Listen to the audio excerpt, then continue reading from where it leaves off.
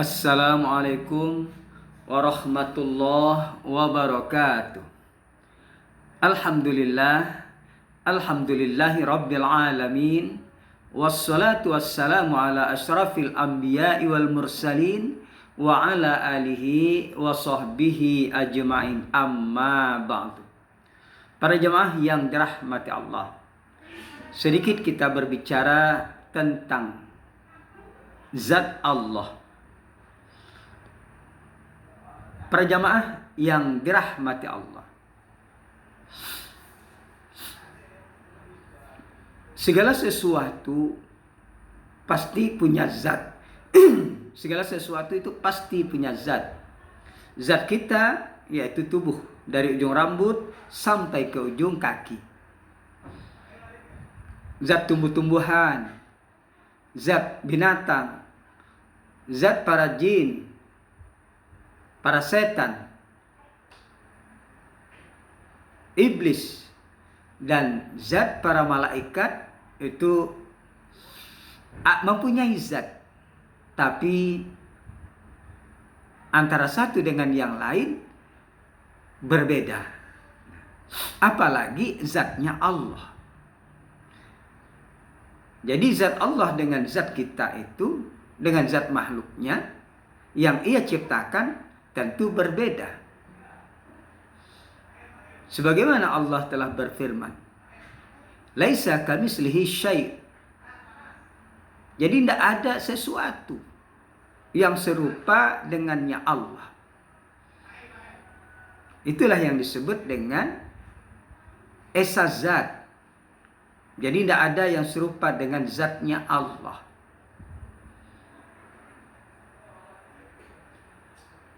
Contoh saja, kita tukang rumah,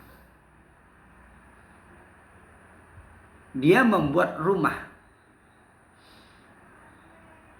maka berbeda dengan yang tukangnya itu.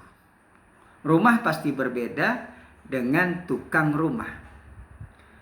Demikian juga tukang meja, dia membuat meja.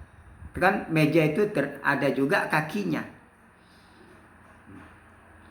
Jadi kaki meja dengan kaki yang pembuat meja yaitu tukang tentu akan berbeda, walaupun sama-sama zat. Zat meja dengan zat yang membuat meja itu. Nah, sama juga dengan Allah. Sama juga dengan Allah. Jadi kita manusia ini, zat kita ini terdiri dari berbagai macam unsur.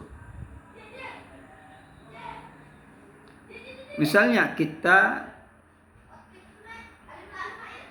di dalam diri kita ini, pada diri kita ini ada bulu, ada kulit, ada daging, ada urat, ada darah, ada tulang, dan sebagainya.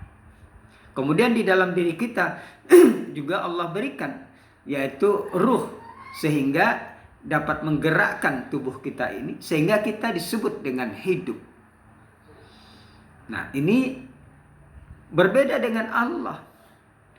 Zat Allah itu berbeda dengan zat kita. Kalau zat kita terdiri dari berbagai unsur, sedangkan zat Allah itu tidak.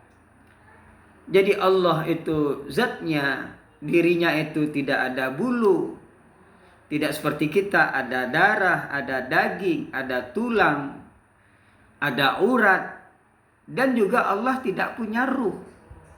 Jadi dia tidak punya ruh, di dalam dirinya tidak ada ruh untuk menghidupkan dirinya. Dia hidup dengan zatnya sendiri. Kalau kita hidup dengan ruh. Nah, inilah perbedaan antara Allah dengan kita, makhluknya. Walaupun sama-sama bernama zat. Itulah yang disebut dengan zat Allah itu esa. Artinya tidak sama dengan yang lain. Jadi Allah menciptakan kita itu tidak sama dengan dirinya sendiri. Dia punya zat, kita juga punya zat, tapi tidak sama dengan zatnya Allah. Tapi kita ini berasal dari Allah Subhanahu wa ta'ala. Maka itulah yang disebut dengan esa zat juga. Karena berasal dari satu zat, yaitu berasal dari Allah. Dari satu zat. Zat itu maksudnya diri Allah. Maksudnya diri Allah. Jadi kita berasal dari zatnya Allah. Berasal dari dirinya Allah. Nah, kita tercipta ini ketika Allah ingin menciptakan, berkehendak ingin menciptakan makhluk, agar makhluk nanti dapat mengenal Allah. Maka yang pertama-tama makhluk Allah ciptakan itu adalah Nur Muhammad. Jadi Nur Muhammad tercipta itu dari dirinya Allah, yaitu dari nur zatnya Allah. Jadi dari nur zatnya Allah. Jadi diri Allah itu ada nur, seperti matahari. Kemudian ada sinarnya, seperti lampu, ada cahayanya. Nah, lampunya itu adalah zat, cahayanya itu adalah cahaya. Jadi Nur Muhammad itu tercipta dari nur Allah, dari cahayanya Allah. Nah, kita dan seluruh alam semesta dan jagat raya ini berasal dari tetesan Nur Muhammad.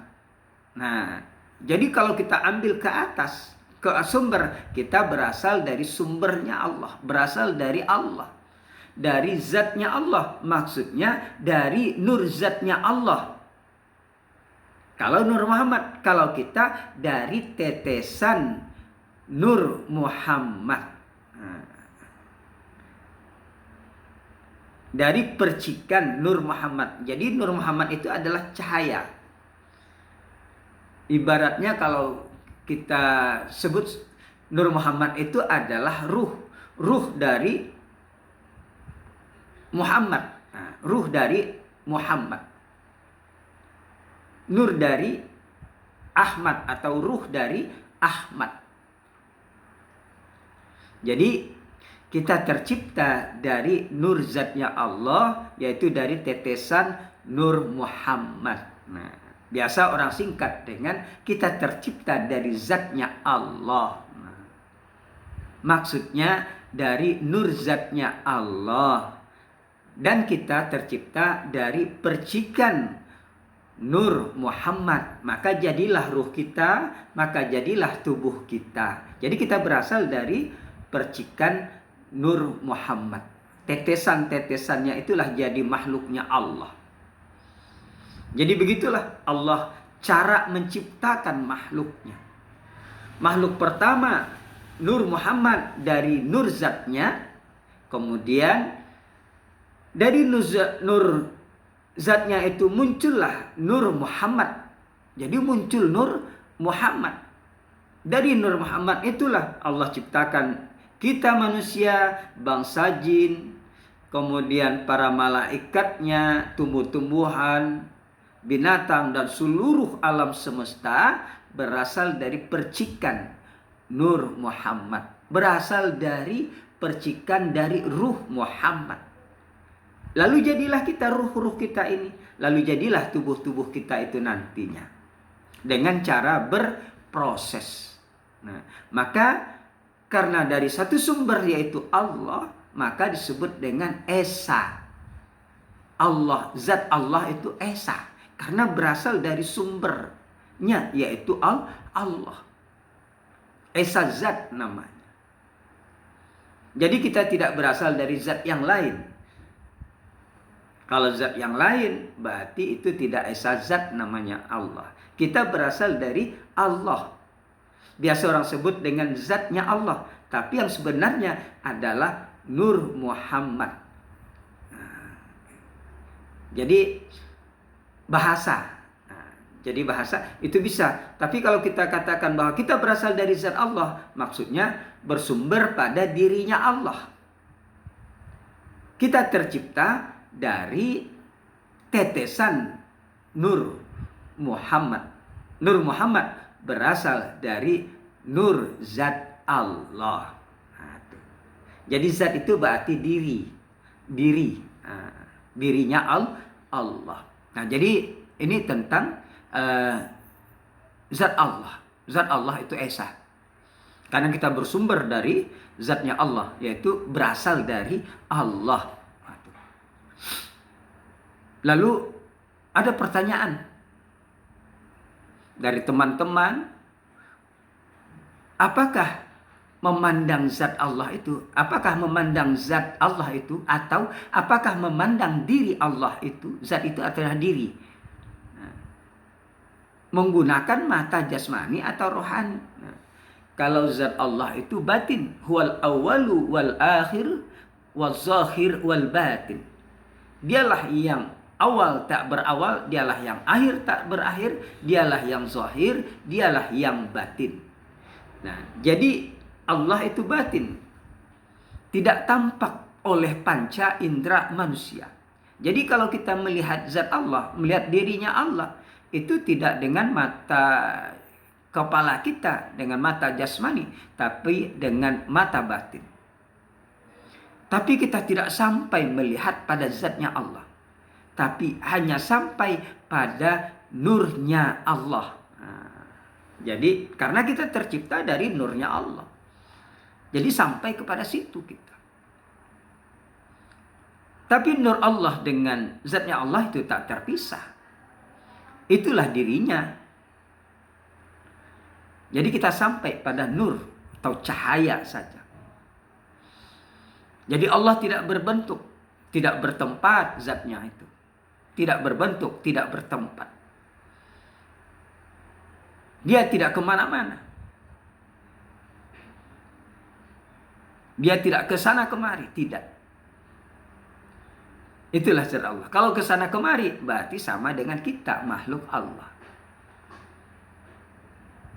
Dia berbentuk, berarti sama dengan kita, bentuknya tinggi, panjang, bulat, gemuk, dan sebagainya.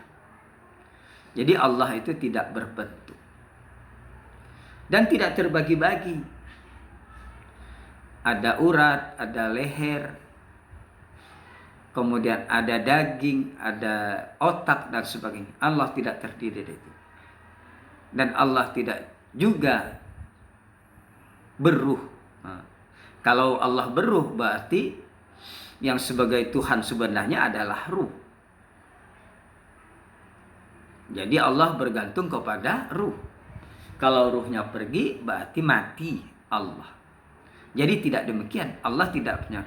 Jadi Allah hidup dengan sendirinya, yaitu dengan zatnya sendiri. Berkuasa dengan zatnya. Bersifat dengan zatnya.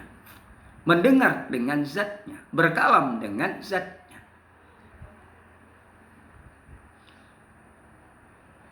Perjamaah yang dirahmati Allah. Jadi kita memandang zat Allah itu tidak dengan mata kepala. Tidak sanggup. Seperti halnya Nabi Musa dan umatnya ingin menyaksikan Allah, ingin melihat Allah, zatnya Allah. Kata Allah, enggak mampu. Kalau kamu mampu, lihat saja. Aku bertajalli di situ.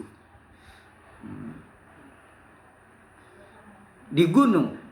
Ternyata gunung itu longsor, pecah gunung.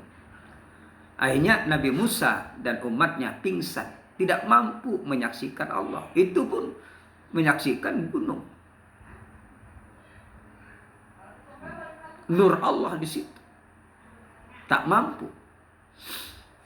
Jadi kita mampu melihat Allah, yaitu melihat nurnya, yaitu dengan mata batin kita. Apabila telah disucikan dengan cara banyak ibadah, dengan cara banyak zikir kepada Allah Subhanahu wa taala, kemudian apabila hati kita terang, jernih, bersih, maka bisa memantulkan, bisa melihat cahaya, bisa melihat Allah Subhanahu wa ta'ala, yaitu nurnya Allah. Nur melihat nur. Kita berasal dari nurnya Allah. Kemudian yang kedua, pertanyaan teman itu,